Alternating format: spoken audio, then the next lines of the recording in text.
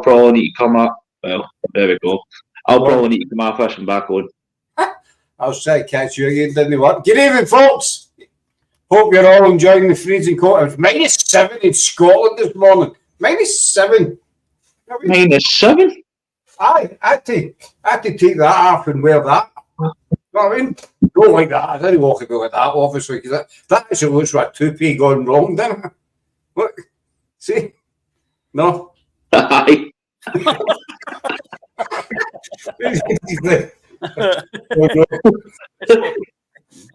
Mind that guy used to be the TV. He'd hair like this. It was all shaved and all, and it looks like he's braided as well. But it's not. You look even back to your youth days in the 40s. Aye, 50s.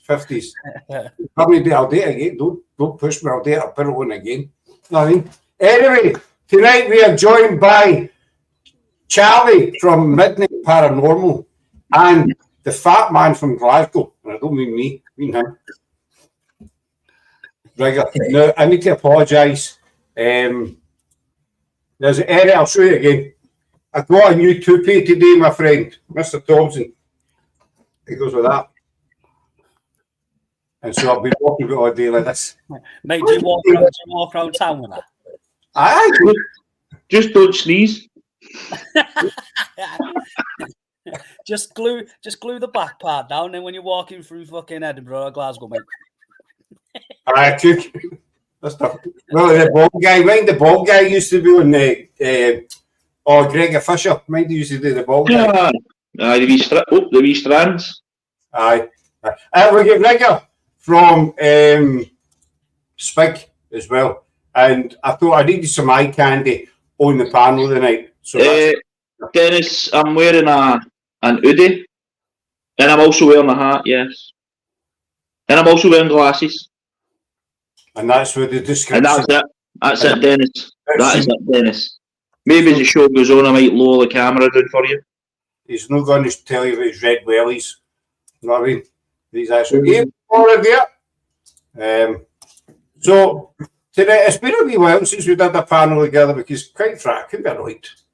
You know, talk. That's what these guys ever do. But though the day show, I would just talk crap. What do you think, ladies? Sounds good. Yeah. So, again, don't have a topic, so don't have a clue what we're going to talk about. So, hi, Dennis. Well, it's Dennis finally seen hi after inquiring about your weight, your attire, shall we say? That's kind of posh. That's a posh word for clothes, Rigga, by the way. Attire. I mean, so there's Rita. Hey, Rita doll, happy birthday again to you. You get happy birthday.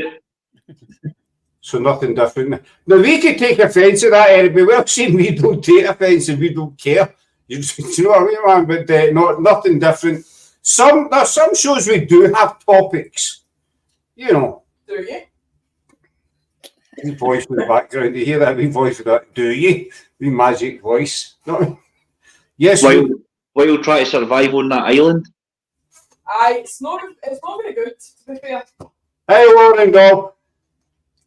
Rigga's actually having a two-way conversation with Sarah, who's sitting there playing on an island. Well, she's not on an island. She's playing a game.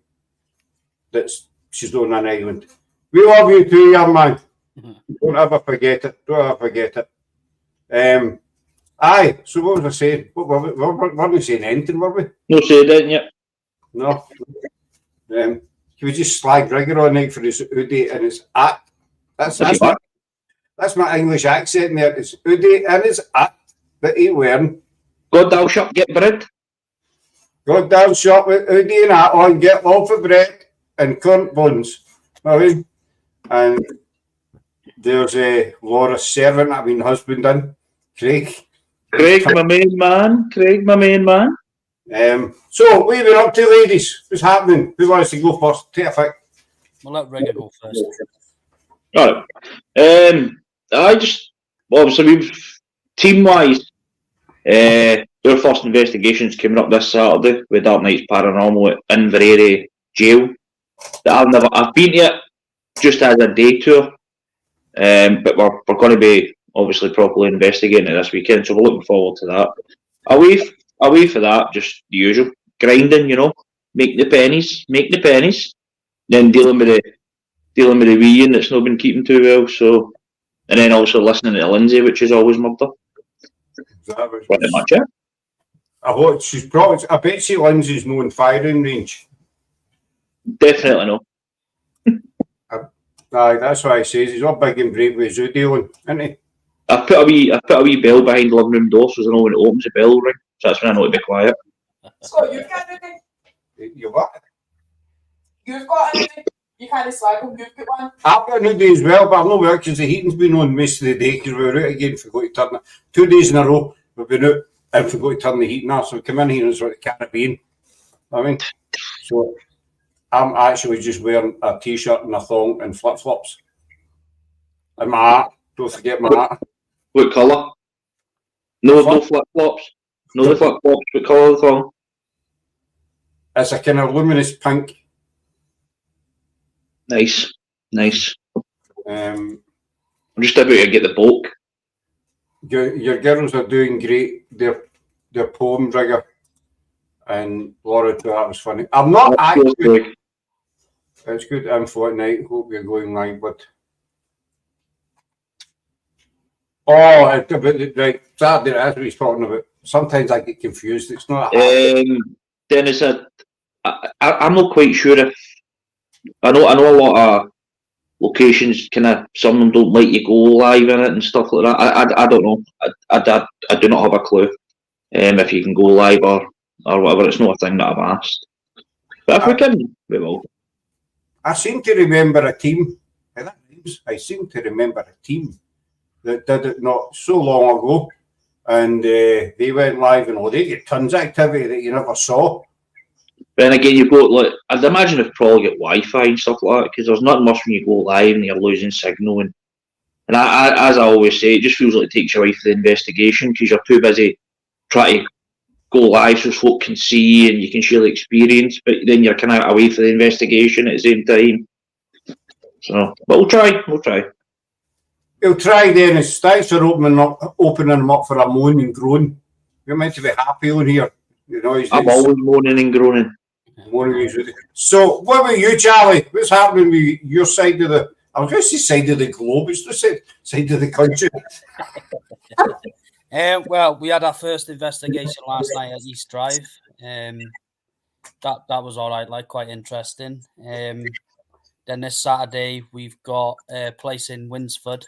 They've contacted us and asked us to go investigate it.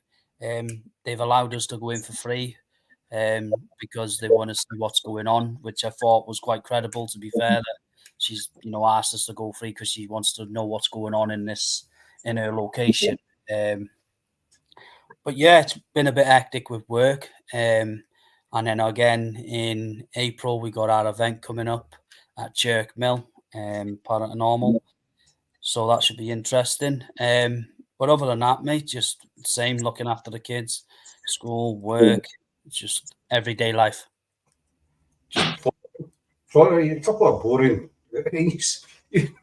Nothing exciting happening. I won the lottery. Did you? Won a tenner or something? I've never done a lottery in my life. I done it when it first started. When did it start? 1980s or something? I don't know. Really?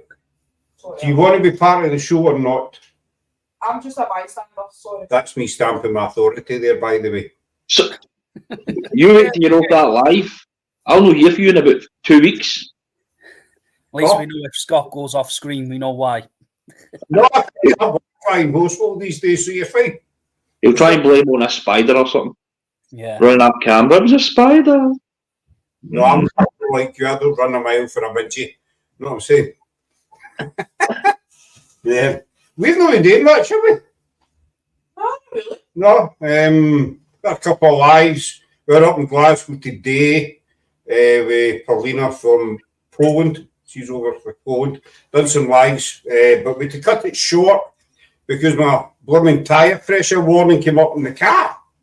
So we're in Glasgow. And we were in Glasgow. We lived in Kilmarnock, so it was about 25 miles or something. So I had to find a quick fit, and they stuck some air in it to get me back to Kilmarnock, so we had to kind of dump Pauline in the middle of Glasgow and bugger off. But the lives we done, they were quite good. I watched just to start it, but I was at work, so I was just kind of in and out. But it looked the weather was decent as well. It was sunny. It was sunny. I burnt my eyebrows. It's still Baltic, but I was still cold. It was like -3 or 4 or something, but it was dry and sunny, so we weren't caring. But she actually put me to shame quite a few times where her knowledge of Glasgow, and I didn't have a clue. And that's where I come from. You know, so it was, but we were at the art galleries. We done a wee line in front of the art galleries, and then we go round the back to the Kelvin Grove Park. And I thought we were going to the back of the art galleries, which we did, but then she says, no, go down this way to the bridge. I was like, what bridge? There's a bridge down here. One I'll show you. And took me down this bridge. And it's right next to the main road. And the amount of times I've drove, it's right next to another bridge. The amount of times I drove by it, you're talking hundreds. I didn't even know that bridge was there. Do you know what I mean? And so she royally kind of put me to shame. She was on last week, and the stuff she was coming out with, I didn't have a clue about. So it's kind of embarrassing when you come to Glasgow. Do you know what I mean? But it's just kind of a thing, and you don't really kind of pay attention in the areas that you come through, really. Yeah. Maybe further afield, because it's a kind of everyday thing, innit? Like, you're not really going to. I don't know. It's not a thing I would kind of personally. I wouldn't like check up history for where I grew up, because it's just where you grew up. But for other people would that's not grew up there. You stay in Penny so I wouldn't bother checking the history of that either. Nah. I'd be checking the housing list so I could move. That's what I would do. But no, you're right. That's what I says when I wrote it earlier on the day. But because you live in a place, you don't really know the history, you know. But no, and has she been to the? Or is she going to go to the? Is it the oldest house in Glasgow? Across for the up at the cathedral. It's across for the Royal. I'll keep it right there. Aye, just in for the Royal. I'm in Class Region. She should. I don't even know the name yet. She should go there. Actually, I don't know. She didn't mention that, did she? I don't think so. She was. That's quite interesting in there.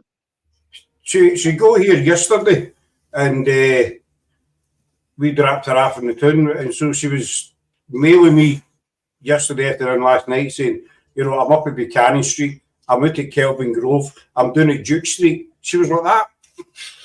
Or Glasgow. And she was walking, so God knows what speed she walks at, because she was everywhere. And then when we left of the day, she says, I'm going to go for a walk, and she's been out of Kelvin Grove, and she's been all over the place again. But no, I'll say to her about, I forgot about that house. Can't remember the name yet. But she would find it. No problem. You know what I mean? It sits right in the corner. And it's free to go in. You can just walk in during the day. You see, I like that word, free. Free. And it's interesting as well, inside. A couple of years ago, I actually tried to get it to investigate it. But there's like a big procedure you need to go through. It's a kind of very, very rare thing to happen, that the woman was saying. Very, very rarely that they'll let somebody in to investigate it. I don't know if it's Glasgow City Council that. It is. I think you practically no chance. You know yourself, it's not the biggest, and it's in the city centre. Just kind of, it's in the city centre, but kind of knowing the proper centre. But you're still going to get a lot of contamination. Cars getting by, all the traffic, and especially if it's a weekend, obviously all the drunks, all that getting by, and so it'd be. I think you'd really be able to get an EVP.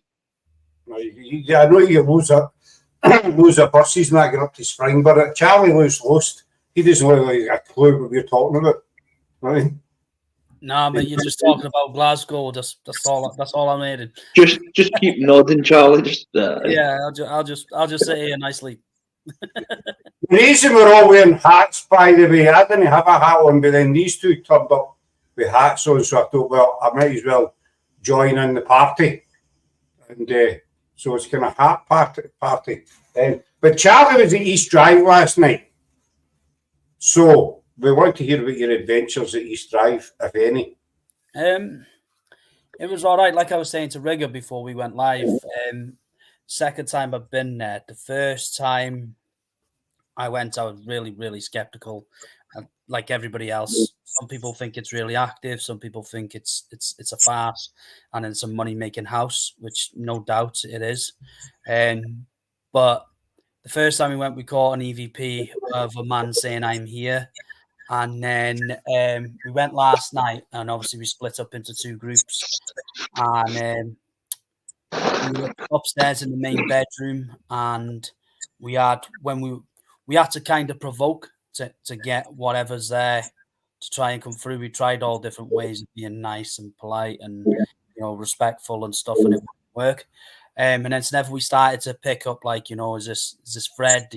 You the monkey? You a coward? You won't come through? You won't speak? We started to get like growls and EVP like saying like, "I'm here." The group downstairs at the time, we were asking because there's a lot of history on the land.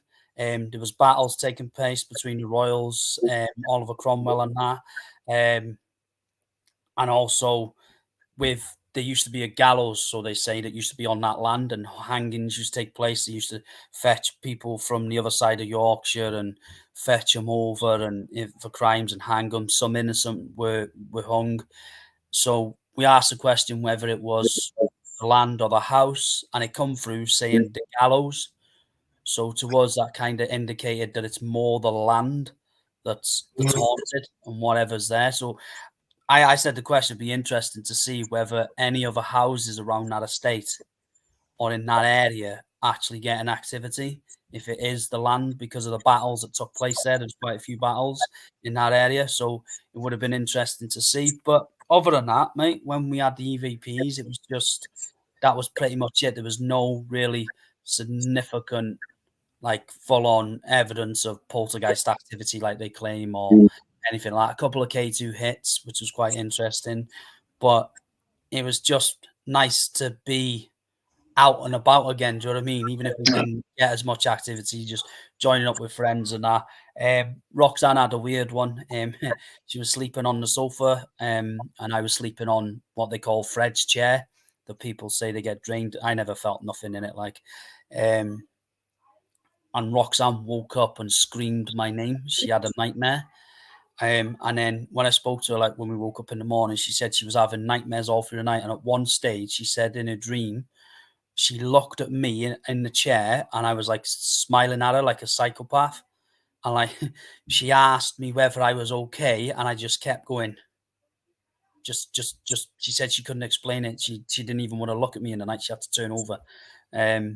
But it was just weird. But there was another girl there as well, Megan, and she had similar things happening to her, whispering in the ear, nightmares. So it was quite interesting to see how them two, the youngest women in the house, were getting some of that activity. Like, yeah, I mean, Mark Egerton, he's done East Drive and what have you. He says that there's no, the black milk doesn't exist because there's no evidence, evidence of a being, a black monk is supposed to have raped her. I don't know if it was a nun or but it was supposed to have raped somebody. Yeah. This is what happened. But it says there's no evidence. I know there's a church nearby. There's meant to be a well. It's a well as well. Also a well.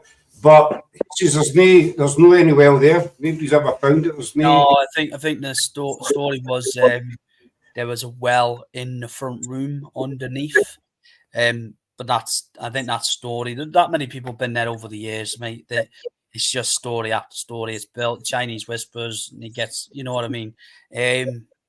That's why I asked the question last night to Fred. Fred's not even a real name, to be honest. It's just something that the Pritchard family named this spirit. But what they don't tell you is everybody says about the Pritchard family that they had it. was actually a couple before them called Bill and Barbara, and they had a 2-year-old, 18-month-old daughter, and she was screaming every night. She got scratched, so they actually swapped with the Pritchard family. So they moved to their house across the road, and the Pritchard family come across. I've got all like photos and that what I took last night of all the plaques and everything they said, and the all the curtains are still there from the original family that were in before the Pritchard family moved in. Now, I'm not saying their story's fake or anything like that because nobody knows what actually happened in there, but you could see why somebody could make that up if they've swapped with somebody in that house. Their baby got scratched, then you'd look at that and you could be like, oh, yeah, hang about this could be a story here. Do you know what I mean? Right. That they've moved out because thingy, now let's play on it. But nobody knows. Nobody was ever there when that happened. There's all these documents from police and the media and stuff like that. But, we don't know. We were really skeptical going in. But like I said, it was nice to go there just with friends, just to get out and just get back out investigating. Do you think? Oh, sorry, Scott. Just to be quick. Just as we're chatting about. Do you think when 30s Drive first came around and stuff like that, and it'd been first properly investigated, there's a chance that there was actually more activity the first few times rather than now? Because obviously, yourself, there's hundreds of people that go a year. You know what I mean? It's just constant. It's a high every night of the week, and that house gets done. Right. We were there the night before that. There was another team that was there. And then there was a team there before them. So you can see if it gets overdone, it drains the house. You know yourself probably if you've been to some places love it when you go back and back and back and you build and build and build. But then you can go back to some places and just overdo it and it just flatlines. Well, the thing is, as you were saying, there's usually a team there every night. That's, to me, it's just a bit much. On the same side, but it could help. But I'm a strong believer that if a spirit wants to take to you and speak to you, they will. But I just think places like that, maybe when it first probably get investigated, we'll say the first 5 times properly. I think that there was probably more communication for the spirits back then to what there is now.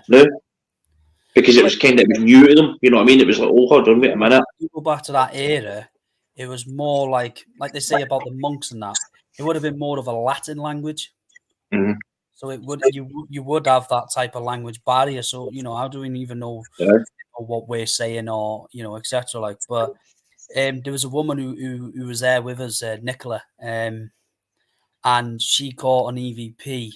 Upstairs it was, we were asking questions and it sounded like she sent it me so I can enhance it, but it sounded like a spirit said go home.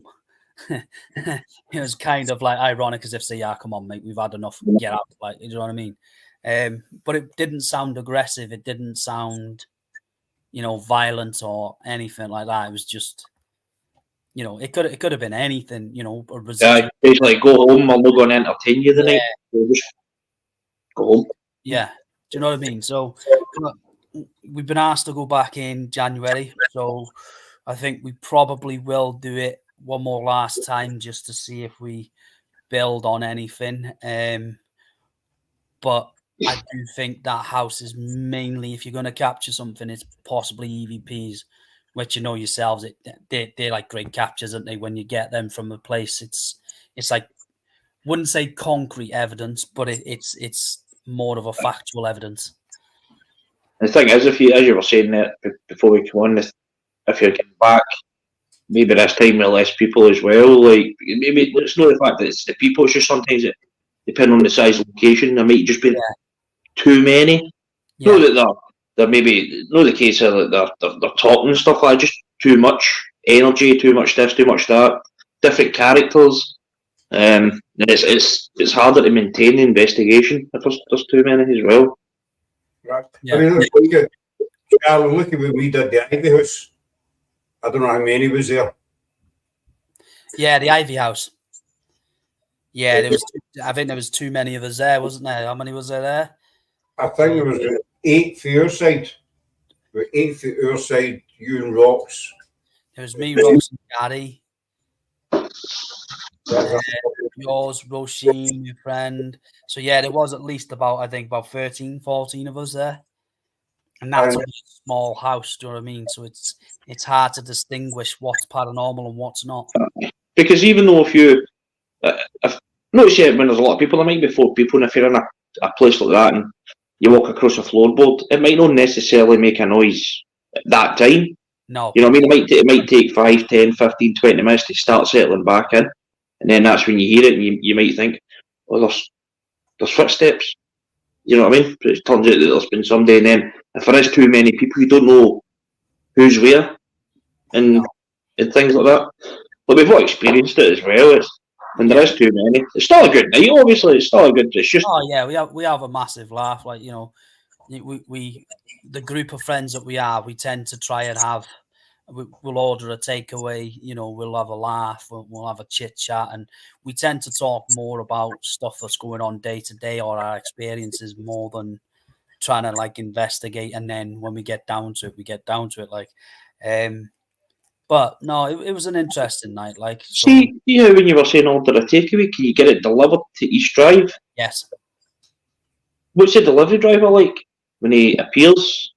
He's all right. Because I would open the door and act possessed. Crawling to the door. You know, help me. Don't wait, you're alone. You know, it's got me or some crap like that. But no, I mean, when you overdo locations, it gets a wee bit, you know, overwhelming. Maybe it gets overwhelming for spirits, as you said. Maybe they just think, I can't be annoyed with this. I'm off. Yeah. Just use wander about. It's when you get these teams or TV programs that go in and they get hundreds of activity and pull up the stairs and find knives on beds and stuff like that. You know, that just doesn't help. What's going on?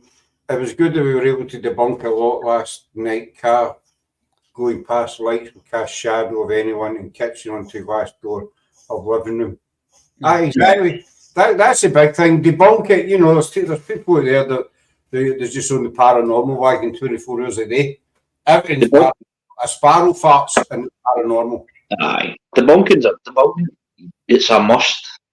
You know what I mean? It doesn't matter what it is. Doesn't matter if you truly believe it is paranormal or second guessing yourself. You should always debunk. It doesn't matter what the noise is or what you believe. If something's happened, something's moved, you always try and debunk it until you basically can. You've tried every single thing you can think of.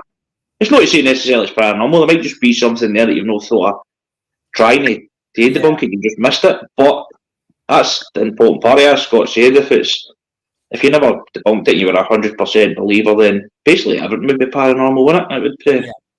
It's always good to have that open mind and do try and debunk. Like we know that from the last time we went in the main bedroom. If you sleep there where the curtains are, it's like a breeze and the curtains blow a little bit.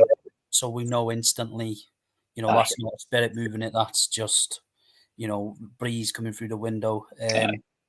To be fair, it was, you know, it was nice to go and just investigate. I get back it. Yeah, just getting back out there, you know, meeting, like we met a few new people last night that joined Liam's team, and you know, they're lovely people. Like, you know, we had a great chat and a great thingy, but it was, I think for us going back, it was more to see if we could get that evidence again from that EVP that we caught last time. It was like, right, can we get something again? Can we get it? Whether it be the house, whether it be the land. But like this morning, we woke up just as the other ones were leaving from there. And so we thought, well, it was quiet.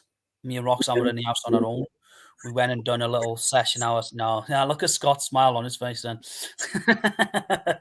We went and done a session. That sounded even worse. Roxanne went and done a lone vigil. That sounds better. That lone vigil. Yeah, she went and done a lone vigil, and then I went and done a lone vigil. We've got a Polaroid camera. We took some pictures of the house, you know, round just to see if we capture anything during the day, just to see if there's anything, you know, like if it is something there, it's going to appear in the day. So we've done a lot of EVPs that I've got to listen back to. So, you know, at the time in the day, we thought we never caught anything. So if I look back at the audio, we might have captured something, which is always the case. We always think we haven't got nothing. And then you listen to the audio and it's like, oh, that's a voice, you know. So we're interested to see what it was. But I know when we were emptying the stuff out the house, putting our gear back in the car, I went back in to get my box with equipment in. And I heard like as if something rushed behind me. But I put it to, because it's like a light floor. So it's got bumps in it. So it's like, you know, as if something sticks and then you hear it. Yeah.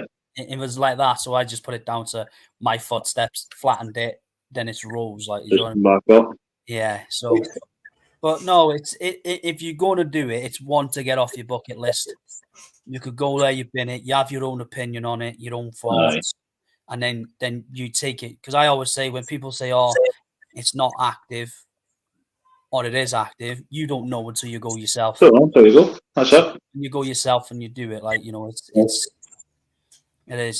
is good to get your own knowledge on the place and your own opinion.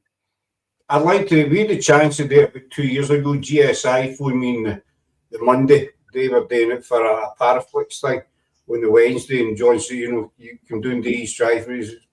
It's all free. You just need right. But it was too short notice. But I don't know, 50-50 on East Drive. It's the kind of place you say you need to go and experience it yourself. Yeah. And don't listen to everybody's tales. You know, there was nothing there. There was loads there. Just go and listen to it, and then order a takeaway. But 2 years answer the door and one stand behind the other, and keep looking out. I mean, the delivery driver looks at you, just say, "You can see me." See what he does. I'll just answer the door with one on the floor crawling with a dog lead on. Or a hand, just comes up. Oh, you could have so much fun, man. I'd order deliveries to left, right, and centre, different places. See if we can get the best reaction.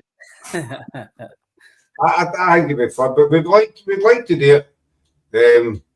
I think Rosie Cardy's talking about doing it this year, but she's looking back to maybe dates or anything. But she was saying last year about doing it this year. We're going to try and get it this year as well. But I know it's going to be hard to try and get it. I don't know if it's just turned out. You read that many stories, and you don't know if it's just turned into a cash cow now. That's what that's what it is, but that's. I mean, you think how much money's getting put into that? If it's whatever it is, $350 for the night or whatever, 7 nights a week or 5 nights a week, add that up over the months through the years. They're making good money. Yeah, you know what I mean. I think the only way you'd really be able to test that out is if you could book like 3 days, 2-3 days, just you. Let the house settle first night. Don't do nothing. Just relax, chill, you know. And then the next 2 nights, investigate as you want or how you can. And then I think you'd be able to get the real opinion, the real side of the house. That actually makes sense as well, because if you're going the first night, you're there and you're settling in and you're really investigating. You're just getting used to the surroundings. Yeah. And spirits, if there is possible spirits there, they're going to get actually used to you rather than getting in and starting investigating straight away, coming out with all these answers. They're actually going to see you for who you are before you start your investigation the following day. So it possibly could help. Yeah. I'm just going to butt in the news. Jenny, see Supernatural UK. She was we done a show last night before. Yeah, I seen a bit of that last night. I was one of these impromptu.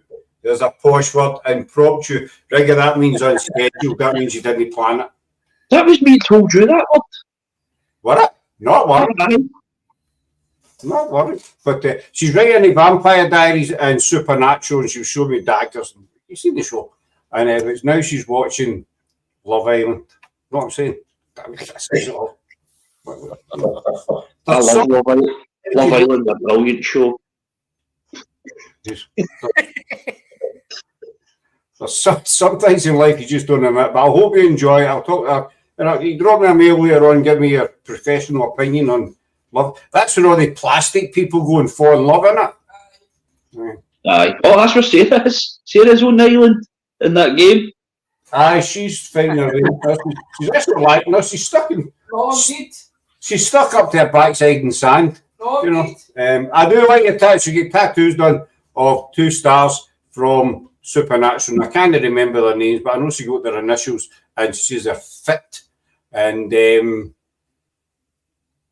got the one car registration, which is quite spooky actually. You get somebody's car registration on your leg. What do you think? Leg?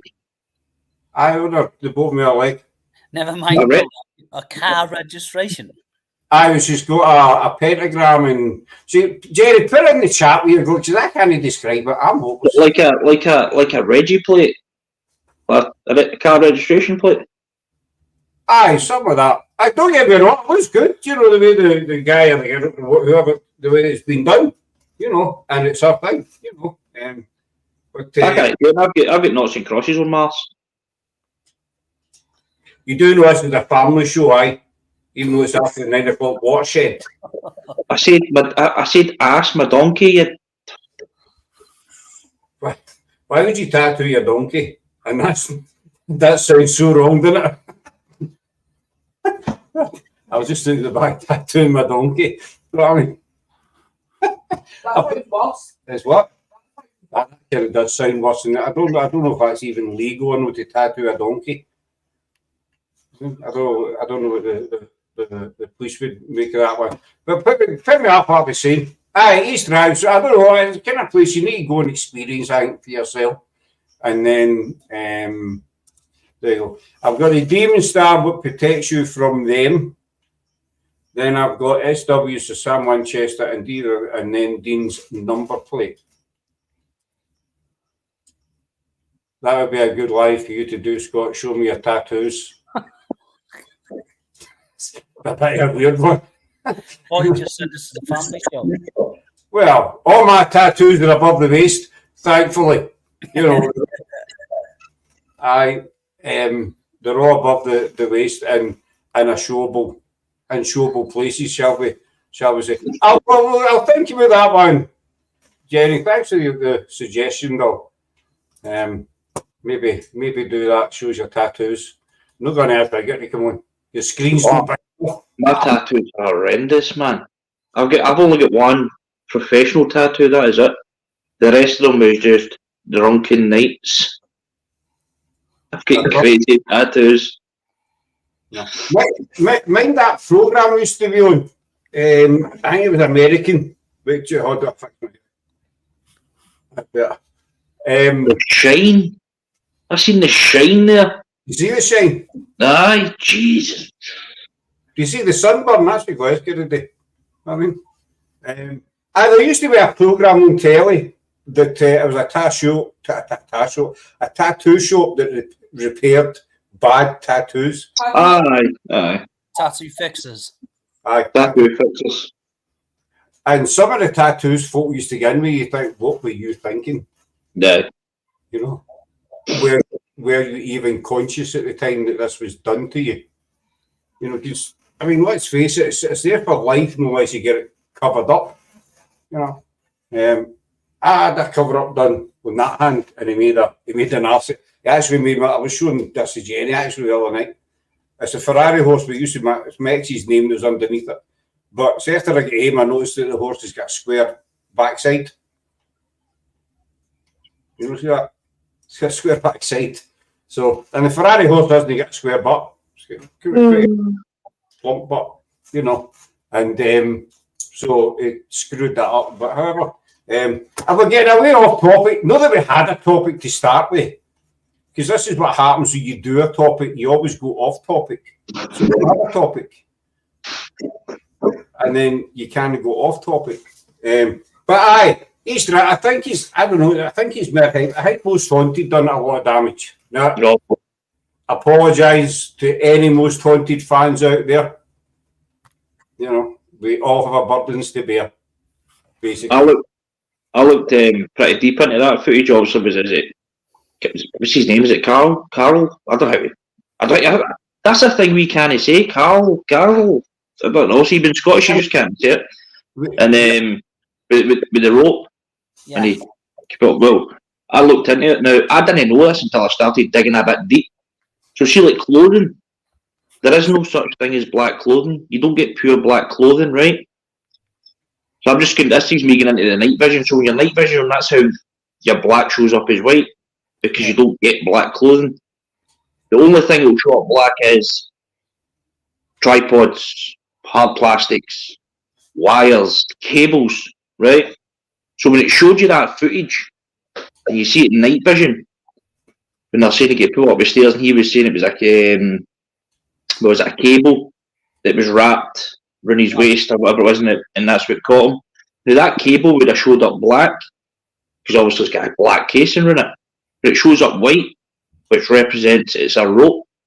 It was a black rope. Yeah. Because you don't get black, you don't get proper, fully black material. That's why it showed up white. So, even if you look at the footage, the way he's standing on the stairs, who's standing? He gets ready for it.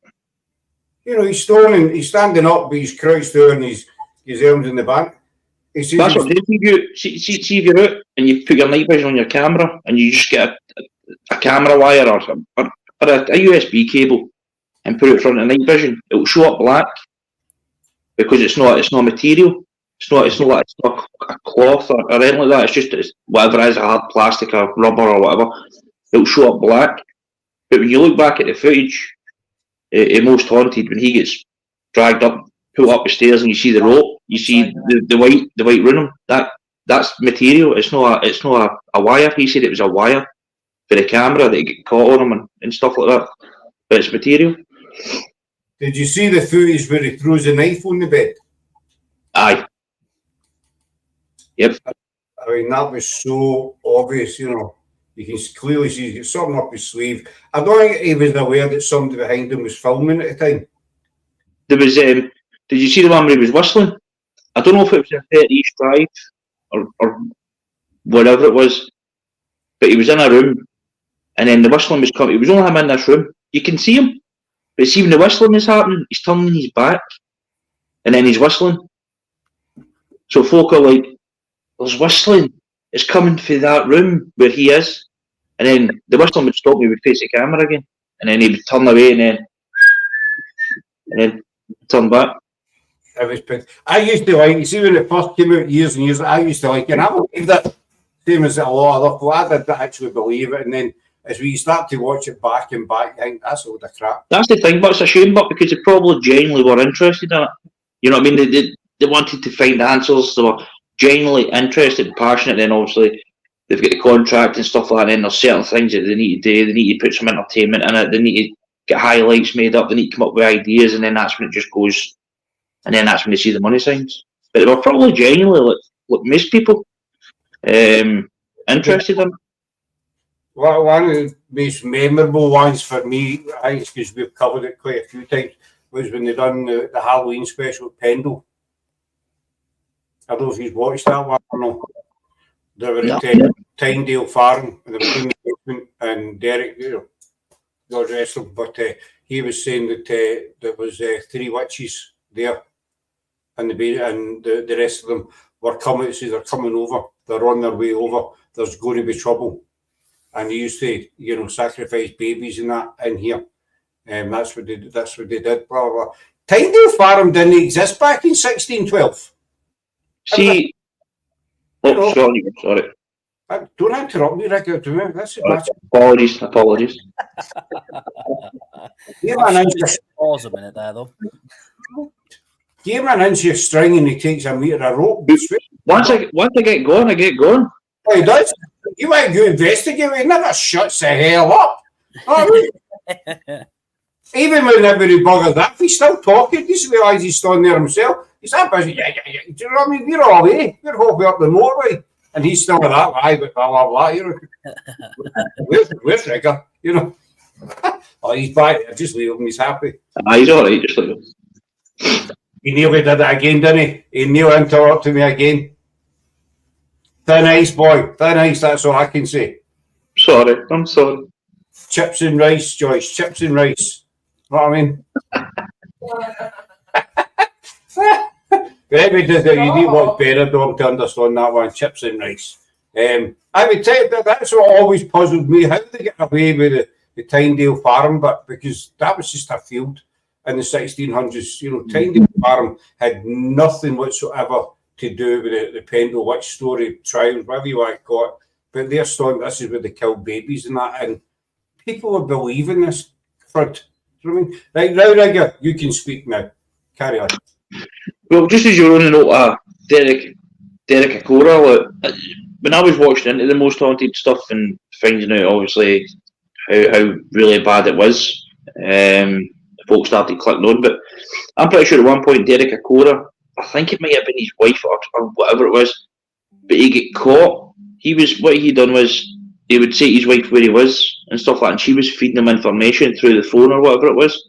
But he'd actually, the cameras were still on, and he was standing there talking to his wife, and she said, "I such and such passed away in here, such and such passed away in here." So he's gathering this information, and then this is what he's saying. Well, Kieran Keith, he actually caught him out. When they done Derby Goal. How do you pronounce that, Charlie? Derby Goal. Derby goal. We're Like doing football goal. That place during Derby, all right? Goal, right, okay, this is it. I swear to God, it's Educate Scott Day. The amount of people try to educate me today is unbelievable. What, every day? That's every day. And they did there, and so Kieran O'Keefe, he took Derek Cora's name and he made an anagram, something Keith or something. And during the day, while filming, he kept dropping this name into the conversation. And so at night time, Derek says he picked up on the spirit of this guy. You know, he had this guy, even though he was totally made up, you know, and that kind of caught him out. I don't know whether that's why he left the series or no, but I know that he certainly caught it. But we went to see him in Glasgow. £14 it cost me. £14. We went to the concert hall in Glasgow and he get every single thing wrong. Or I'm surprised he didn't get lynched. That is a shame, but because like when I was, I don't know what age I was when it came, maybe 10, 12, I don't know. And they used to always watch it. You know what I mean? I never really had an interest. I always had an interest in paranormal, but I wasn't really investigating that age and stuff. But I always looked forward to it coming on, and I was like, "This is brilliant!" Like, you know what I mean? And then as the time goes, you see how much they change, and so many different people come in and go, and a lot of bitching in it. But again, let's be honest, they're making good money, and that's all he favouritised his money. I mean, I'm not saying that the guy wasn't. I mean, I'm not saying that it was fake by all. I'm not saying that at all. I'm just saying there was a few times where, you know, whether it was for purposes of TV or whatever, but there was a few times that some folk get caught out. But I want to state that now. I'm not saying that, I know he still well liked him, what have you, that it was a fake. But we're just saying things that are, you know, anybody can look at it. This is all documented. It's on the public, what do you call that? Public domain. Public domain. Thanks very much. I forgot that word. It's out there for the public to read. Yeah. People believe it or no, I don't know. You know. I remember watching one of them. They did at Weir Mill in Stockport, and I believe it was Fred, is it? And you see where Yvette draws like a circle of salt round her, and like nothing could penetrate this, and blah blah blah blah. And then next minute, all you see in the corner, camera catches him. Fred's got a fucking rock in his hand, and you see him launch it, and then a massive bang. You go, "Oh, what's that?" And you rewind it, and you clearly see it in his hand, and that was on TV. And he just threw it like it was unbelievable. But do you know what I think it is? I think when they first started, they done so well. They were getting activity, and because they become so big, so popular, it's that hype then to keep that going and to try and keep providing, instead of going, right, oh, we haven't got nothing here. It's not. It's always got to be paranormal. And that's how when you get folk that go out and they watch Most Haunted, Ghost Adventures or whatever, and it's their first time investigating. That's what they're expecting. Yeah. But really, you can go into absolutely nothing. It could be so quiet.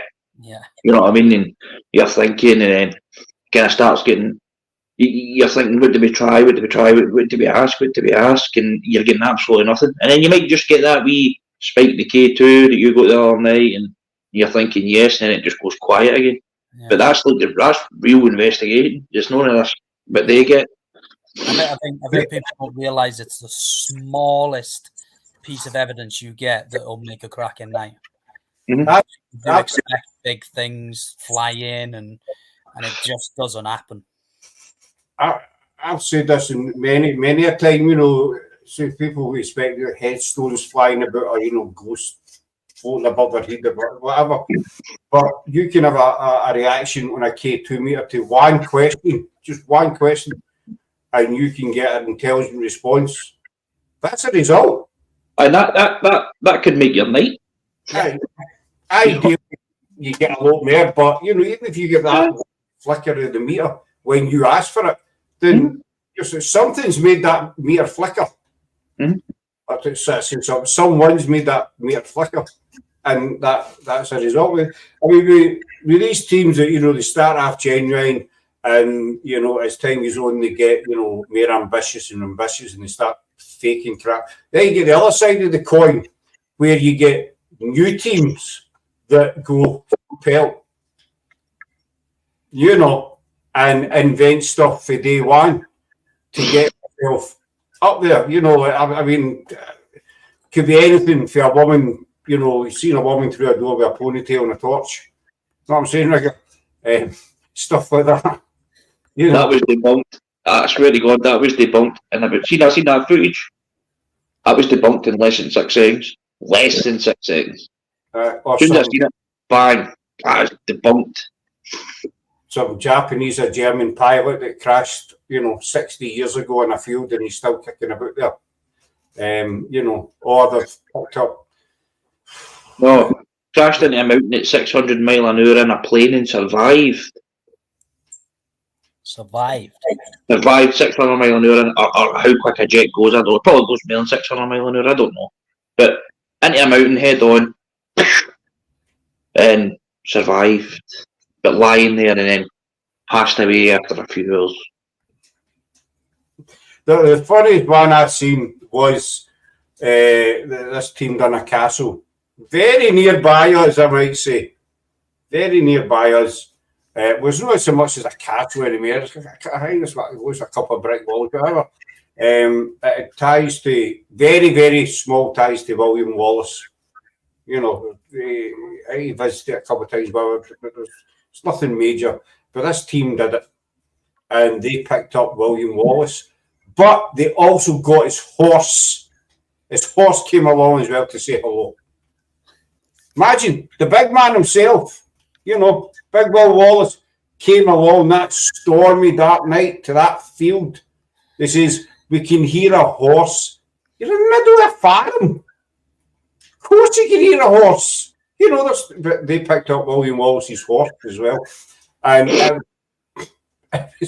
it was pathetic. It really was. I'm not going to, I don't think I know who I'm talking about. I don't know if you know Charlie. I know. No, but there is teams that see, just before we go on this, I was quickly watching a live. To be honest, I can't even remember the name of the team. But they put amazing poltergeist activity captured, right? But they're doing a live. How does that work? How does that work? It's live, and they're putting at the start, at the top here, when they post live up above it, and there'll be comments. But amazing poltergeist activity. Oh, we just started going live. Mm-hmm. So how can you put that in? They've just started the live. It's just to get people in. But I'm like, what? It's mad. And it's how people go in and go, oh, it's been amazing paranormal, amazing poltergeist activity, and you're like, it's 2 minutes into it. Aye, you'll not believe it what we've found. They must be able to see the future. I don't know. But it's all kicking off. We heard the noise. This poltergeist activity is happening, and they've just went live, and they know this. They know this is going to happen. Or they say that stone circles are full of sacrifice and fire and brimstone and death and demons, and you can't go into the stone circle. You know, I'd genuinely love to come across something like that. Genuinely would. it's pathetic, it really is, you know, and it sounds like we're slagging, we're not naming any teams, but everybody who watches this will know that there are teams out there that are just ripping it to bits, you know, and they seem to be getting away with it. And these people, you know, there's other people that say they're star seeds and all the rest of it, that they're really an alien. You know, this female down south claims she's an alien, but this was the same one that claims she was Maid Marian, reincarnated. You know, even though Maid Marian never existed. You know, there wasn't a Maid Marian, she was made up, but she was Maid Marian. All the spirits in Sherwood Forest bowed down to her. Then she was a witch, then she was an exorcist, and she was a high priestess. Now she's she got abducted by aliens for about 20 minutes, and now all of a sudden she's an alien, but she's been sent here to save the world. That's why she's living down in London somewhere in a wee flat, because that's who the aliens sent to save the earth. Well, that's like the guy on YouTube. What's the name of it? Help My House started. What was his name? Oh man, you need to watch this guy. He's got Vlad the Impaler, and it's haunting him. Vlad the Impaler, the mighty Vlad the Impaler's haunting him, and he sleepwalks. Right? He'll go up during the night and he's sleepwalking. Now I've never sleepwalk or anything like that, right? But I'm pretty sure you just walk. You don't know where things are, but he's got shoes. Every time he's sleepwalking, there's a wee shoe sitting somewhere, and he gets it and he steps through it. And then he goes to the patio door and he opens it. And then he stands out in the grass and he'll look up and he'll talk in this alien language. And then his phone will go, his phone will ring. And then he'll answer his phone. While he's sleepwalking, he'll answer his phone. And it's the aliens that's phoning him through his mobile. And he's in a house in Manchester. Just this wee house in Manchester, but the aliens are contacting him. Aliens speak to him through the Amazon Echo. Vlad the Impaler's there. He stays in his loft. And people are commenting saying, you need help, you need a priest. And there's teams out there, and I've been speaking to one of the teams, the guy that runs it, and he says, he's offered him umpteen times, look, you let me spend the full weekend in your property, I'll even pay for you and your missus and your children to go to a B&B or a hotel. Let me stay in your house for the week. And I tell you what, if I don't get any evidence, if I get evidence, I'll give up paranormal. I'll never slate you again. I'll never call it bullcrap, bullshit, whatever. And he doesn't allow anybody to investigate it. That's probably because it'll be called out. Well, Vlad the Impaler, man, you know what I mean? Well, it's pretty. I mean, look at the Gorbals vampire up here in Glasgow. He's still running about in the Ryan graveyard. Sorry, Shane. It's when you go into these. Me and Lindsay watch it at night, just for a laugh, because this is ridiculous, man. And you've got these people like 5,000-6,000 comments saying, "Oh, you need to leave your property. You're at risk. Your house needs to be blessed. You need to leave." And he uses a Connect. He uses the Connect, the phone. SLS. He uses that, right? Now, again, I was doing a wee bit of the old deep diving. So he uses the SLS, and you'll see his stick figure. You'll see him with a stick figure through him, and then a stick figure will appear, right? A stick figure will appear. But the stick figure that appears is took from a different SLS. Because with one SLS, the stick figures should be the exact same. So you might get a stick figure that's not got like circles where the joints should be. Right? It's just plain. Yeah.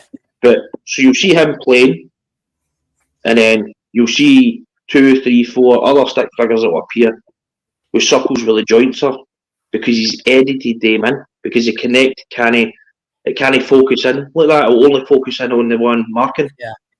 You know what I mean? But he edits these in, and people are like, "What's amazing?" I need to stop talking because it does my nut in, and I just keep going on and on and on. I can't remember. The name will come to me. See what I mean about jacking? But it shows you how passionate people are about it. But you know what I mean? If it does get to you, you know what I mean? It's just things like that. You need to watch it. You'll know what I mean. I'll get the name. I'll get the name. Yeah. They just ruin it for everybody else. It's ridiculous. You got your teams out there going out day in, day out, genuinely searching for paranormal, genuinely trying to get evidence, and then you got people like that just making up shit. Sorry for the language. See, and then they're just getting all these views and clicks and what have you, and none of it makes sense. No, and as you said, there's genuine people, and it's the work that goes into it before you even investigate whatever it is you're investigating. You know what I mean? If it's a paid location, you're paying out your own pocket to go to this, you're travelling, you've got your fuel money, you've got maybe if you're not spending the night there, you're leaving at 3, you've got to find somewhere to book in to stay or travel back up the road at the time, depending on the weather. A lot of stuff goes into it as well. And then you get these idiots, it's like, oh, my house it's so haunted. Vlad the Impaler has entered, he's staying in my loft. I better go and put a crucifix in my loft. Yeah, see. I was just going to mention that word there, the 1, 2, 3, 4, 5, 6 word. And another thing that gets on my thing is you've seen it more and more on TikTok. I don't know if everybody else is, but I've seen it a lot more and more. These clowns, there's one big one, and he'd probably go in a huff if I mentioned his name. That claim they're making contact with all these celebs and all the rest of it. And if you watch the comments, I don't know what it is with TikTok. I like TikTok, whatever it be, but they seem to be on TikTok more and more these days with these, spirit boxes are this specially made, this device that I specially made, and here's Michael Jackson, and all that kind of stuff, and folk are actually commenting, any chance you could get Dusty Springfield for me? I love Perry Como. And these folk are sitting at him listening to this guy, and just spilling out all this. Can you tell me, they done it with Elvis, and when Elvis Marie passed, is your dad with you? Oh, Elvis is there. Did you hear that? Elvis, he's there. He's with her dinner. And all that crap. Seriously, get a rest. Or don't go in a huff. The thing is, I know I'm butting in here again. The thing is, do you remember? I think it might have been the tail end of last year, maybe, I don't know the exact month, maybe August time.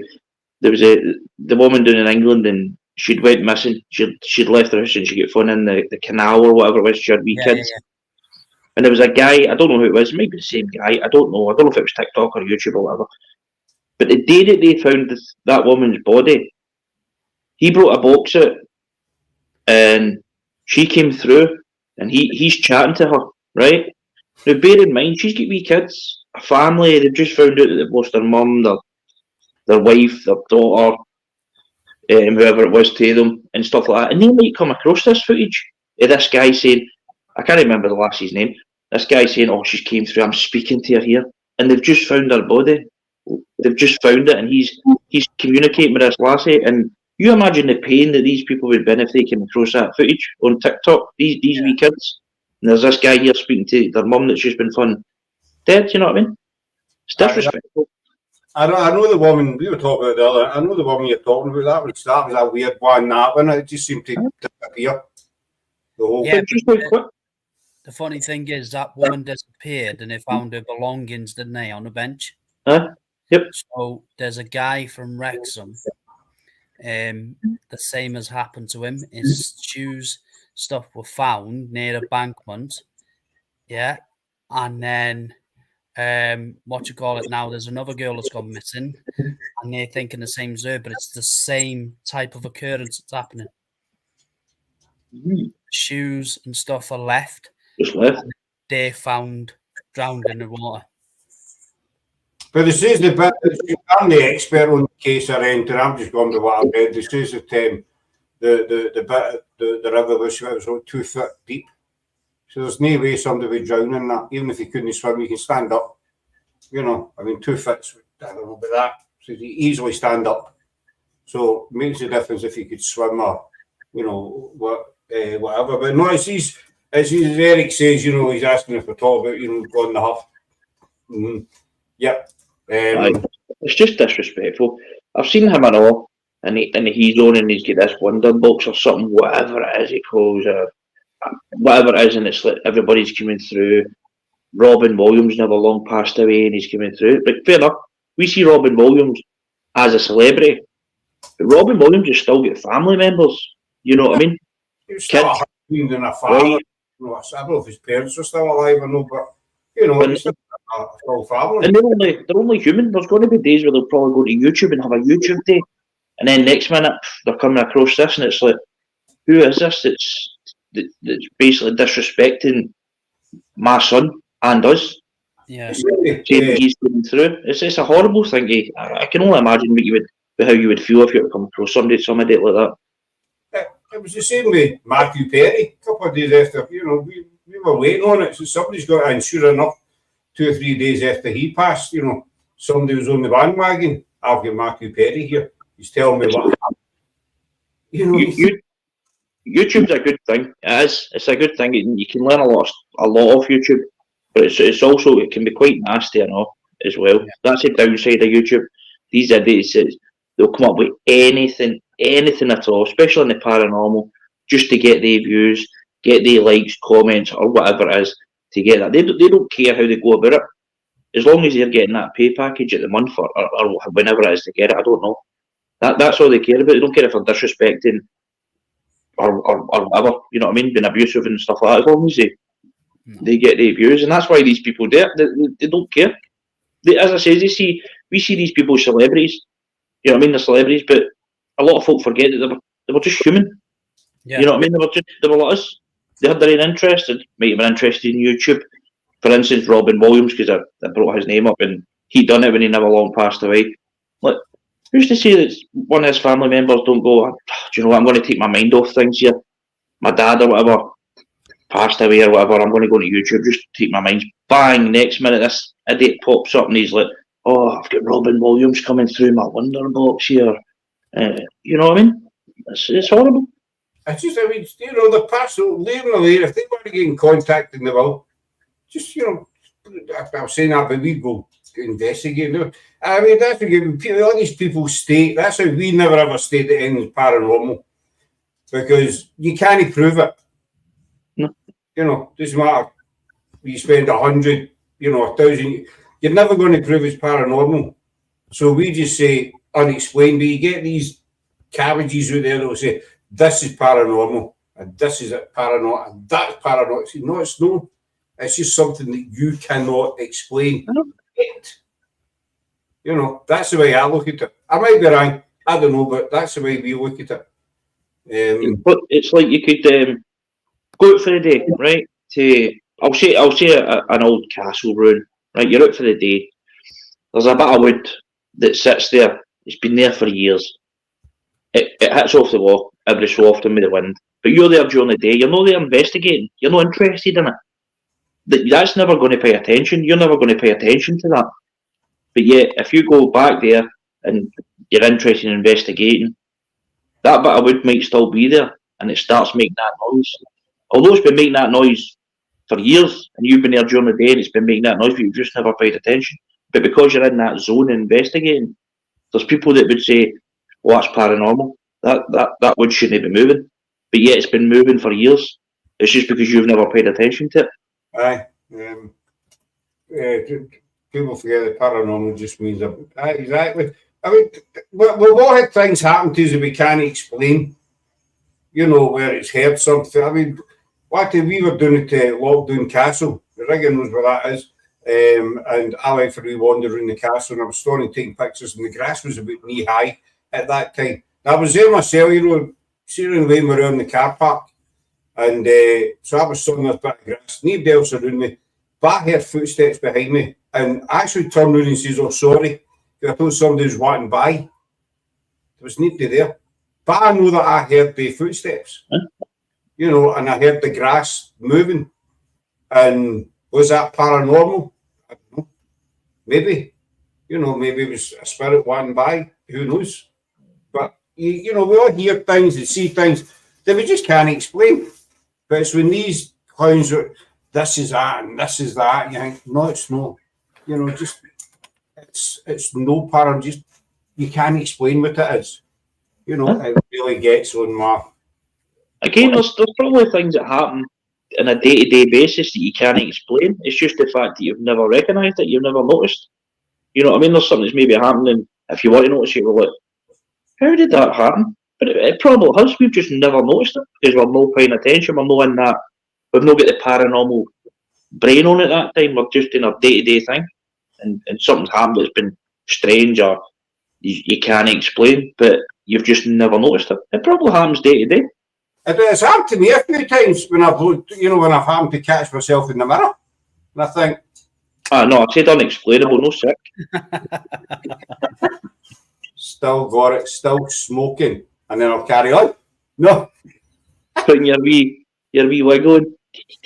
just get a hat like that, and you're still smoking. Carry on. Know what I mean? And then I'll juke back just to check. I still got it, and away again. Camera just slowly get cracks and all that in it.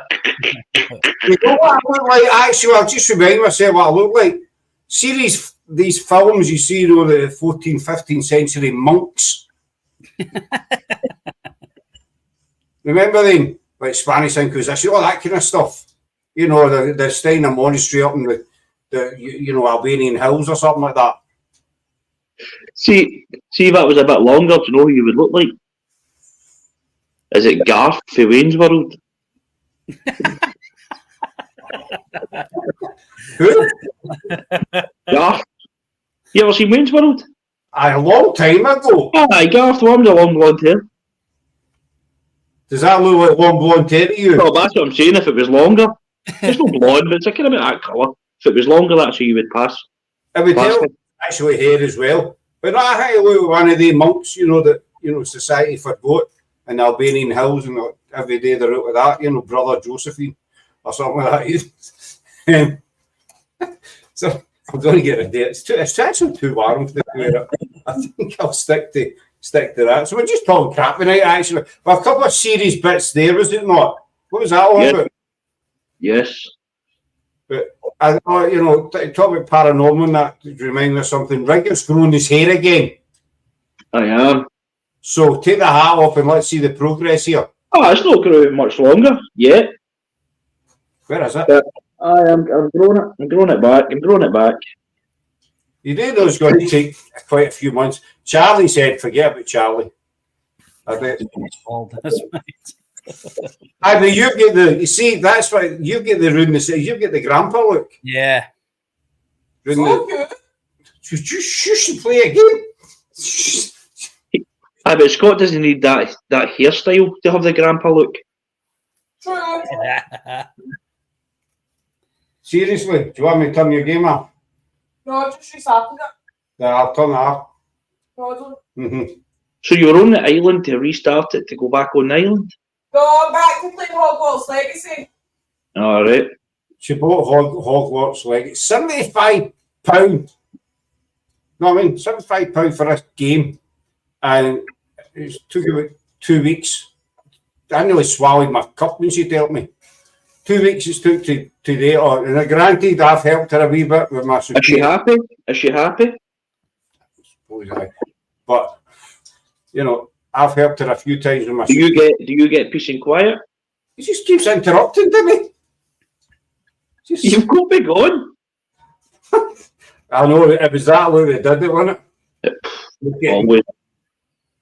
Quite, as Jenny was fit. No, I mean, that's what she was. You're like somebody for East 17. Laura video called us the other day and she had this hoodie on, and it was all, I know she's still watching or not. She had it, and that's what it reminded me of.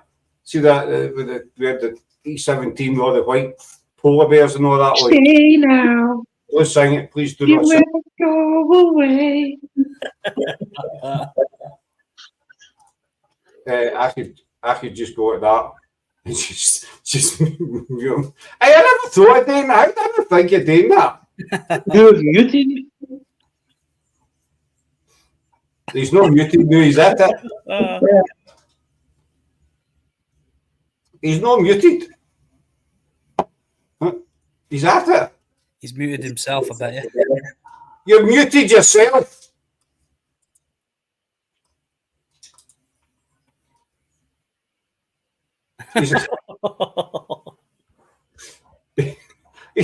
You're not muted. Can somebody put it in the chat to Rigga that he's not muted? He's acting. He's acting, mate. That's better. You muted yourself, didn't you? No, I was just going. Eric actually said he's pretty good at that. And I don't know where he's talking about your singing or about me going like that. I would say it's the latter. Oh, yeah. I would say it's the latter one. Do you know what I mean? But so Rigga's growing his hair again. Charlie's kind of gave up. And I'm just staying my usual handsome self. Do you know what, right? My mum come round the other day and she went, "Are you growing your hair?" I said, "Does it look like?" I said, "Does it really look like I'm going to grow my hair now? Like I've gone bald?" Like, and she was like, "No, there's this stuff you could buy off QVC." I was like, "Are you joking?" She went, "I'll buy it. You could sample it." I said, "Yeah, all right, then no worries." I bet you it works too. You watch Put it on, you wake up in the morning. I'll send it over to Scott. Well, is it hair restoring cream or something? I don't know, something like. But I think You'll spray it on, you'll wake up like Teen Wolf. I think you're going to buy that easily, Charlie. I think you just give up. Yeah, I have, mate. To be fair, I wouldn't suit hair now, I don't think. No. See, I'm the same. I'd be totally ugly with hair. That's why I keep the polished look. You know, the sort of young Bruce Willis kind of rugged Tom Hardy kind of look. Who tell you that rubbish? Me. More like Tom Fatty. Aye, that's me like it. Wait here, this today. Now, see if you guys agree with this, right? Wait here, this. You're kind of both in the same department without saying too much. You know what I mean? And I'm talking about up here. This area. Aye, hats. No, would you let me finish for once? Is this the chin? Jesus. It's like a trampoline, just jump. You know what I mean? Oh, no, it's funny, man. Right, so what I was going to say is simply this, Rigga, don't interrupt me. That when you don't shave, it shows off your under chin more. Silence. I know I said don't interrupt me. Well, what you're seeing here, and I'm not even lying, this is 8 months. This is it. This is all I get. So I don't know about the shaving. You talk about shaving your head, you talk about shaving your face. Once you hit puberty, you'll start to realise. But it was like, no. I don't know. This is the most I get. Poor effort then, and I didn't shave every week. My 10-year-old lassie is getting more facial hair. I thought you were going to say my 10-year-old lassie shaves more than me. What do you? So that gives you the equation then, because he can't grow face. He's got some medical condition that stops him from growing hair. Now, what about you, Charlie? What do you think? Does it hide your under chin? No, I don't say chin. Definitely not, mate. It all depends. It all depends what angle I'm on. If I'm like that, it's all right. But just standing still, mate, it still hangs. What gets me is like that, and your neck disappears. Charlie, no. Do that again. See, me neck just goes away. I know this isn't paranormal, but have you ever seen 90 Days Fiance? No. Look up no neck head. No neck head. No neck head. Just put that in Google or whatever. And it's a guy genuinely, he's got no neck, its head's attached to his shoulders. So that's when he said then no neck. It's just like just Googled it. Is that the guy with the long hair? He's got black hair. I wouldn't say long hair. Oh, right, I can see him now. I can see him now. I was going to make a note of it in my Phantom Seekers Paranormal notebook. with my Didn't pen. that say PIH? PSP, Phantom Seekers Paranormal. I won this. I tell everybody, because I can't do anything in my life. I was telling Jenny the other night, all I won in my life is this big, ugly, standard lamp, kind of horrible thing when I was about 10, maybe teenager. But I won this in the raffle. So I was going to make a note of it with my pen. Note. Oh, that's the wrong end. That's what they actually said to the bishop as well. That's the wrong end. You know what I'm saying? Keeping it clean. Scott, I'm going to jump in here. I've not done it yet. So you're beating up. you said the only thing that you won was the lamp. Is that right? What else did I win? Oh, I won a hat. You won Sarah. Oh, Forgot that one, didn't you? Forgot that one, Scott. You and don't forget, I live nearby you, but you know, I'm not scared to put £2 petrol and come after you. Sorry. I'm not scared to. It's worth the £2 petrol. That is the first thing you should have said. Right, I won a lap, then I won Sarah, and then I won a hat, and then I won my book and my pen and a badge. But either way, so is that better? Yes. Aye. But I had to put that bit in because when we're FaceTiming and Lindsay's about, you always put your wee bit in. Oh, is he making your dinner for you tonight? All that stuff. Aye, because you're whipped. That's why. so So you? Well, I swear to God, I'll take that game off you. Mr. Fremont. Oh, bearded dragon, I'll get you your new unit for your bearded dragon. I'll do 2 runs for you. This is why I need to stay in England, Charlie. I swear to God, stay in England. Not in England, mate, in Wales. Wales? That's a bad word. Screwed that up, didn't I? You did, mate. Wales is what I love Wales. I love the Welsh. They're absolutely wonderful people. They're nuts.